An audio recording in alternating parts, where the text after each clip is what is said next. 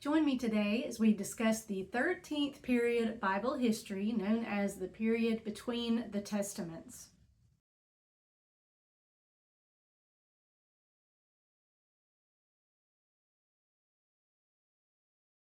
I want to thank you for joining me today as we discuss this 13th period of Bible history that we call the time between the Testaments. This is a very interesting study. I'm excited to get into this. But first I want to say, when I first started doing these videos, I fully intended to record every week, release them every week. Well, you may be aware sometimes that life happens. There were a few weeks, with just too many things going on. Back in the spring, my mother had a health scare, so I spent a few weeks dealing with that, going with her to be able to go to the doctor's offices with her. She had a surgery. Thankfully, things are good with her now. Also, Turner is a senior, so we've been going through this preparing for the empty nest and graduation, all those things, the last things coming up. And so I just wanted to explain, plus just normal family life, some trips and things like that. I wanted to maybe explain about why I haven't been as consistent with these as I fully intended to. But intentions are not all that's necessary a lot of times. So thank you for staying with me through this. I really apologize if you were ready every week for a lesson and then they didn't show up. Hopefully, that will improve. But I did feel like I needed to say that. I've thought about that before and been very, like I said, inconsistent with this. I wanted to explain just so you know it. Things are good, nothing major. But I hope that if you are listening to these weekly, that you will, accept my apology for that. But if you're not, you can just excuse this part of the video. I just wanted to make that clear. So let's get into this study. This is one, to me, an interesting study. I love history, and you're going to find that during this period of history, of Bible history, that we have to rely on outside sources. So if you like history, world history, this is interesting to you and how it fits in with the Bible history. So that's very exciting. So I hope you'll stay with me through this study. I think it's very interesting, very helpful, and it clears a lot of fog when it comes to understanding, from the end of the Old Testament to the beginning of the New Testament, changes that took place, that if you know some of these things, it's like, oh, I see. And so I know I have felt that when I first started studying this. I've heard lessons on this before. In fact, I've got, of course, Brother Kaiser's book that I've been using this whole time, but really for this lesson more, I'm using actually a sermon that my husband Adam preached. He did a really good job of pulling this together, so I'm going to give him credit for the research and the work on this. But let's kind of go back a little bit. In the last lesson, we were talking about that period of restoration and how that the period before that had been captivity. So now God is allowing the Jews to return to their homeland in Jerusalem under the rule of Cyrus. Cyrus was a benevolent king, ruler of the Persian Empire, and so he let a lot of their captives return to their homelands. So that's where we were studying in our last lesson, is this period of restoration when they returned back to Jerusalem. And those three things they had to do. They had to restore the temple, and they had to restore the worship practices. Remember we talked about Zerubbabel with the temple, and then Ezra restoring the practices of worship, and also then Nehemiah restoring the walls around Jerusalem. And so those were very important, building back of that Jewish culture and the actual city itself, and restoring all the spiritual worship practices. Those were very important. And you remember in that lesson I said, and really this is the end of the Old Testament. And I tried to explain. I hope if you haven't listened to that lesson, if you haven't listened to that lesson, I hope you go back, because that is very important. Since we are studying chronologically through the Bible, it's important to know that once you hit that part of Ezra and Nehemiah and even Esther, who that took place still back in Persia, but she was during that same time.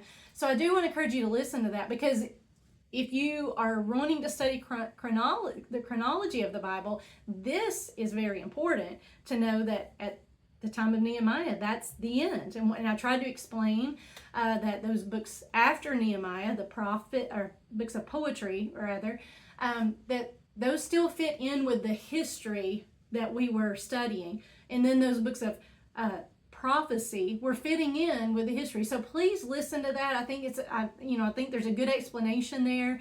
Downloaded or uploaded a chart for you to be able to download on our worksheet. So I think that will really help you put pieces together, which is the whole point of this series of lessons, to put big pieces of the Bible, those pieces of the puzzle together, and at the end have the bigger picture of what was happening throughout the Bible.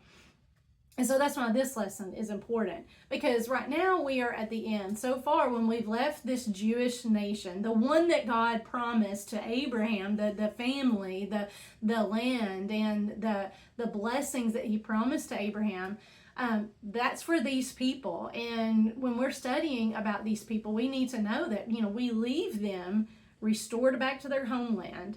And but world events, of course, keep happening. And so that's what we're going to talk about today in this lesson about between the testaments.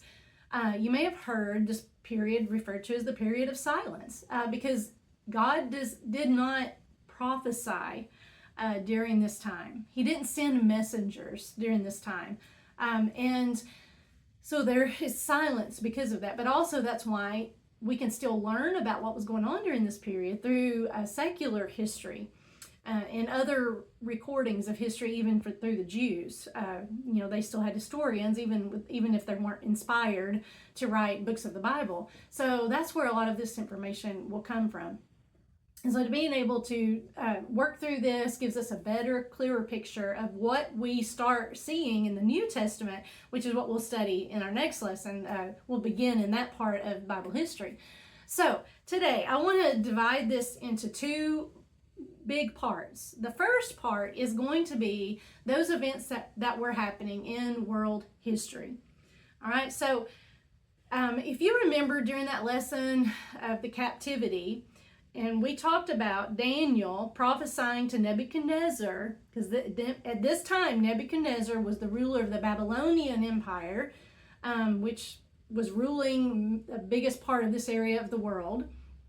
And so he had this dream, you remember, of a statue, and then Daniel comes and he explains the dream and interprets the dream for Nebuchadnezzar.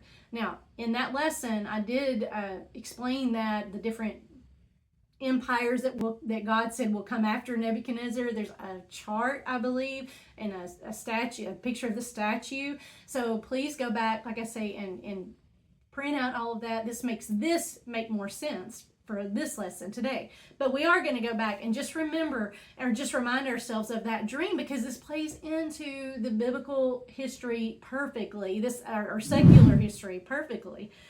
So I'm going to read in Daniel chapter 2, a few verses. So this is Daniel speaking to Nebuchadnezzar. You saw, O king, and behold, a great image. This image, mighty and of exceeding brightness, stood before you, and its appearance was frightening. The head of this image was of fine gold, its chest and arms of silver, its middle and thighs of bronze, its legs of iron, its feet partly of iron and partly of clay. And as you looked, a stone was cut out by no human hand, and it struck the image on its feet of iron and clay and broke them to pieces. Then the iron, the clay, the bronze, the silver, and the gold all together were broken into pieces, became like the chaff of the summer threshing floors, and the wind carried them away, so that not a trace of them could be found.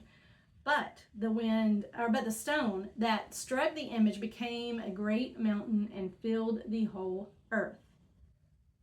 Now, this dream, and then if you go on through that, you can see where Daniel says, picking up, in verse 36, 37, he's saying that this is the interpretation. I'm going to give you the interpretation. And then he says basically that Nebuchadnezzar is that golden head. So he says, you, O king, the King of kings, speaking to Nebuchadnezzar, to whom the God of heaven has given the kingdom, the power, and the might, and the glory, and into whose hand he's given, wherever they dwell, the children of man, the beasts of the field, and the birds of the heavens, making you rule over them. You are the head of gold. He's telling Nebuchadnezzar, that's you, the head of gold. But then he says, these other parts of these kingdoms coming after you. And one of the points is that one kingdom comes after and destroys the one in front of it, and then another one comes and destroys that one, and that's the cycle of the world as we know. But these are the four, and when you start, and there's an explanation if you want to read on down through chapter 2 on down through verses 45, it explains a little bit clearer. But in world history and in biblical history, we can see that next kingdom, which we are told later on in the book of Daniel, that while Belshazzar was having his feast, mocking God, and profaning the temple objects that they had stolen from the temple back when his ancestors had taken over the temple, that there was that handwriting on the wall, and the writing said, this night the kingdom will be taken from you. Well, that's when the next empire, if you will, over this area was going to take over, and it was the Medo-Persian Empire ruled by Cyrus the Great. That in the Bible, and we talked a little bit about this in our last lesson. It's confusing because the kingdom was handed over to Darius. There's some disagreement about who Darius really was, whether or not he was the co-leader with Cyrus. But we do know that Cyrus is referred to as the king of Persia throughout Daniel, and according to history. And so Cyrus is the one who eventually let them go after these Jews had been taken captive. He let them go. But then after Cyrus, we read of, in that prophecy, there's another kingdom that comes after the Medo-Persian Empire. And that one is historically known as the Empire of Alexander the Great of Macedonia. And we also refer to this empire as the Grecian Empire, the Greek Empire. Now, some things that are specific about this empire is that because of Alexander's just massive conquering, the language of Greek became the common language. It was the language of commerce and of commoners. And so that means that many people would know Greek. And that is something to remember as we go into the New Testament. And interestingly, Greek is one of those languages that linguistically is so specific. And it's such a beautiful language because, if you heard in sermons where your preacher might say, in the Greek, this word is this, and he'll usually paint this word picture. Well, that's what the Greek language is. It's very heavy on mental images and putting pieces of words together that represent thoughts and ideas and pictures. And so it's very precise. And so that's very, very nice and very useful if you are writing. The New Testament writers that will come later will write in that Greek language, and it's a very precise language. You know exactly what they mean, and you can see the picture, you can understand it.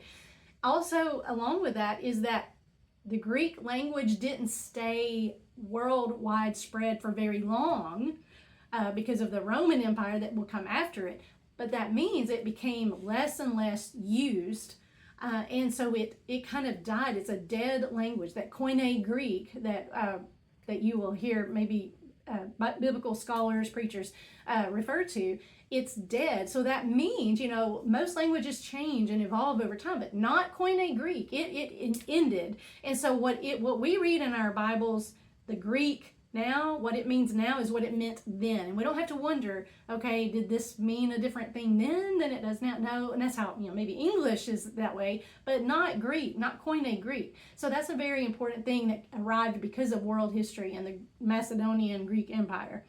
And then next, of course, I already mentioned the Roman Empire. Now, we hear a lot about the Roman Empire. It was a massive, they ruled over much of the world at the time. It was not just important with government, but also just culturally. It was a massive empire. So it changed the world in so many ways. In a few ways that become helpful for the New Testament is, First of all, they built many roads.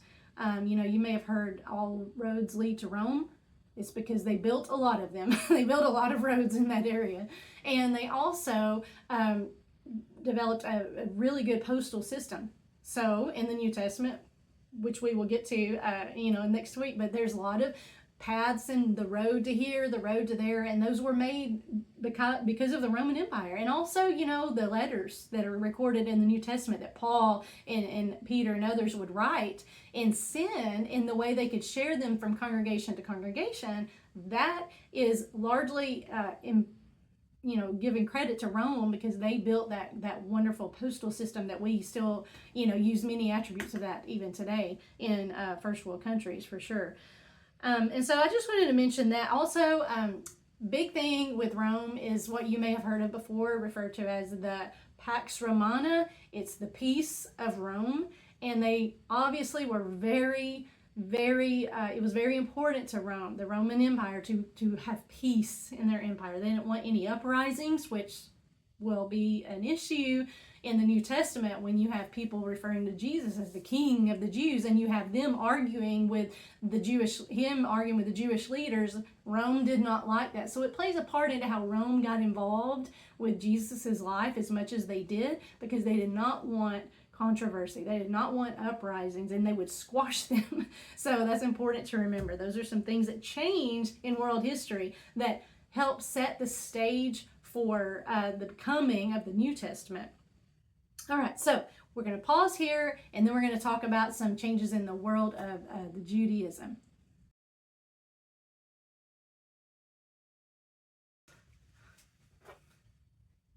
So we've talked about some changes in the world itself, but let's talk about some changes specifically for Judaism, which we know are very often caused by world events, but that these are some specific changes that, we read in the New Testament, things that we never read about in the Old Testament. And sometimes that can be confusing. So it's very interesting and helpful if we can kind of pull together a few things and understand the change that happened during this period of between the Testaments, this 400 years, where, we're not having scripture, but we definitely know the world keeps moving. People live and they die, so things were happening. So let's find out some things that happened for the Jews specifically that look different in the New Testament than the Old Testament. So in my Bible, in the page between the Testaments, I have written 6 words that start with the letter S.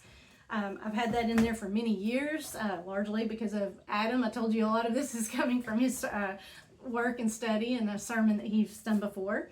So let's talk about those words that begin with the letter S that are a change from the Old Testament to the New Testament, specifically with the Jews.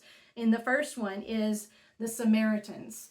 You don't read about Samaritans in the Old Testament. Okay, but we need to go back to the time of Israel, the divided kingdom. All of this, how I have been saying, it all layers on itself until the big picture is shown. So in the Old Testament, during the divided kingdom, the nation of Israel, remember back in those lessons, they didn't have a good king. They were idolatrous. They didn't obey or follow God. And he warned them and warned them and warned them through the prophets that he would come and he would destroy them. And he did. The Assyrians were the ruling empire at that time before the Babylonians. And they took Israel and they killed a lot of people, and then they took some away. And this was common for the Assyrian Empire to do. Then they would bring people in to the land of Israel and mix the race with those that they had left behind. So if this may ring a bell, that the chief problem that the Jews had with the Samaritans that they had no dealings with is because they were unclean. They were unclean because they were a mixed race now. They weren't purely Israelites. Like they had, been commanded by God to stay pure for the religious purposes, for cleanliness, things like that. They are not clean anymore in the eyes of the Jews. So they didn't want any dealings with Samaritans. So that's important to remember. You may remember the woman at the well, the Samaritan woman. and some of the discussions about the differences in worship practices that the Samaritans had versus the Jews had, and they didn't agree on a lot of this. And so we need to just remember that that is one change that maybe didn't necessarily happen during the time between the Testaments, because obviously that was happening when the Assyrians were still, but that is definitely a change in the culture of Judaism, where you have more and more mixed race going on within that nation, what would have been Israel in earlier times. So it plays a part into how they treat and how they look at those people who used to be their brothers. And the next, number 2, is synagogues. We don't remember or read about synagogues in the Old Testament. People say that they began during the time of captivity, actually, but we don't really hear about them a lot and read about them through the Old Testament. And they really exploded in popularity or use. Maybe not popularity is not the right word, but they exploded in use during this period between the Testaments. So what this was, we know that in Jerusalem was, for centuries, the tabernacle and then the temple built by Solomon. But, when they're in captivity, they're not in Jerusalem. So basically synagogues were built. It was like church buildings, that's a place of meeting. And for them, it was a place of learning, discussion, where they could discuss the law of Moses, make decisions. And also they were very, very dedicated now teaching to the younger generations the law. And so, there were schools, the Torah schools, that would be largely taught to and used for teaching of younger generations. You read about Paul sitting at the feet of Gamaliel. Well, that's part of this system of training of the younger generations. And so in the New Testament, you read about synagogues all the time, because really what they are meeting houses for Jews who don't live, especially in Jerusalem. But even Jerusalem had synagogues. They were just outside. It was a specific place of meeting and discussing and learning. So that's a difference there.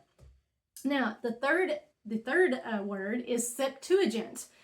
That is referring to the Greek translation of the Old Testament. You remember that Alexander the Great of Macedonia, in the Greek language that was common during part of that time, is when you had the translation of the scriptures written in Hebrew translated into the common language of Greek, which was very important because it allowed people like the Ethiopian eunuch to be able to read the Old Testament scriptures and learn and ask questions about them. People like Cornelius, they were able to learn from the Greek translation of that Old Testament, even though they weren't Jews.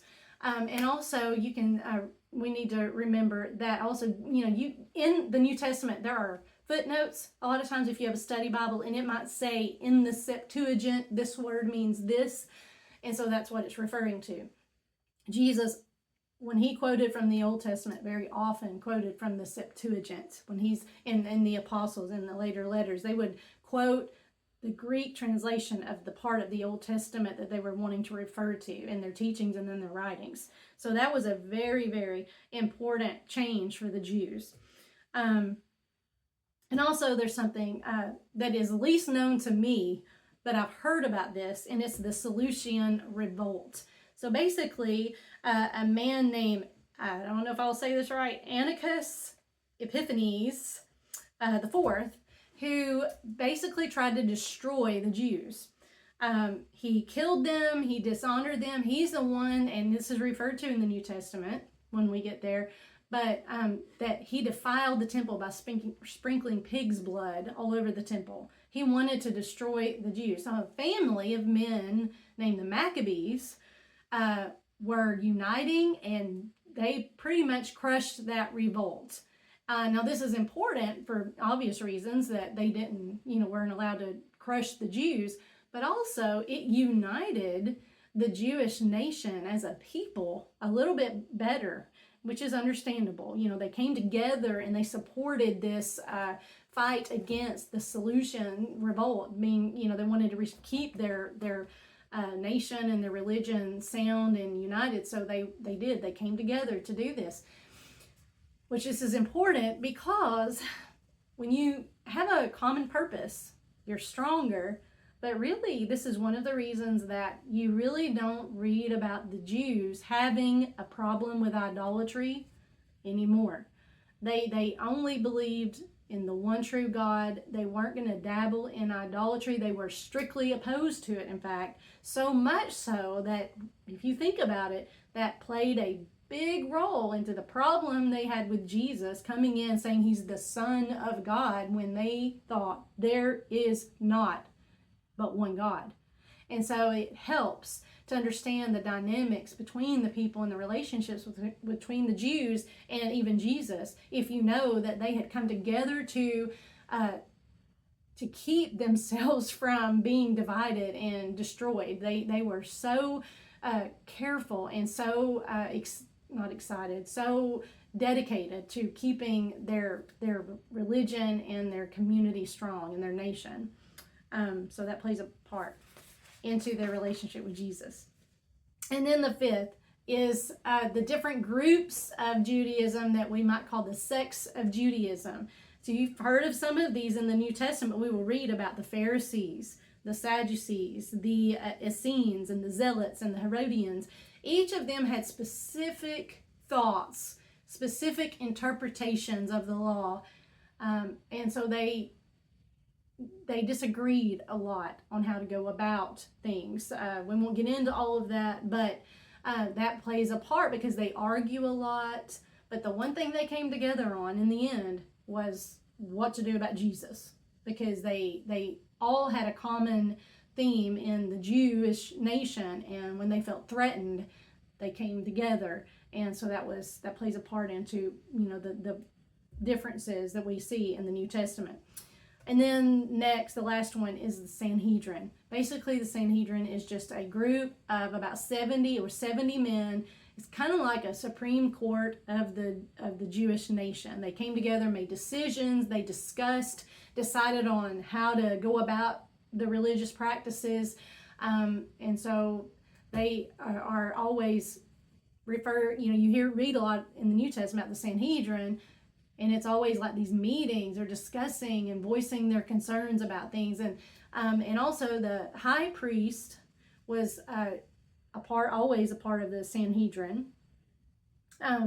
So they a lot of this, anytime you have groups like this, and because they were so controlled by Rome, even the high priest was kind of, some people say, by this point, a puppet of Rome. Like, he could only do what Rome would let him do. The Sanhedrin could really only do what Rome would let them do. So there again, you're reading about the workings of the Jewish Sanhedrin with the Roman government by the time we get to the New Testament, and this explains why. It's a change in the Jewish community itself. So I hope this is helpful. I know this is a lot to take in. I will link to this list and maybe some summaries of some of these things. But I hope you go back, and if you've been following each time faithfully, thank you. But also understand, maybe taking some time to go back and review some of this would be good too. I hope you will be with me next time. We're going to there's 2 Bible periods of history left, and those would be referring to things in the New Testament. So I really want you to be here, be with me, and we will get through these. And hopefully this is helping you piece together a lot of Bible history that, now it seems so much easier to me when you kind of have some of these things in your head to know. Then when you study later, you kind of have an idea of why things happen the way they happen, and the attitudes that were there. It makes it to me more personal when you're studying. So I hope you're benefiting from this as much as I have. And so join me next time, and we'll be talking about that period, the next period of Bible history when Jesus comes. Thank you.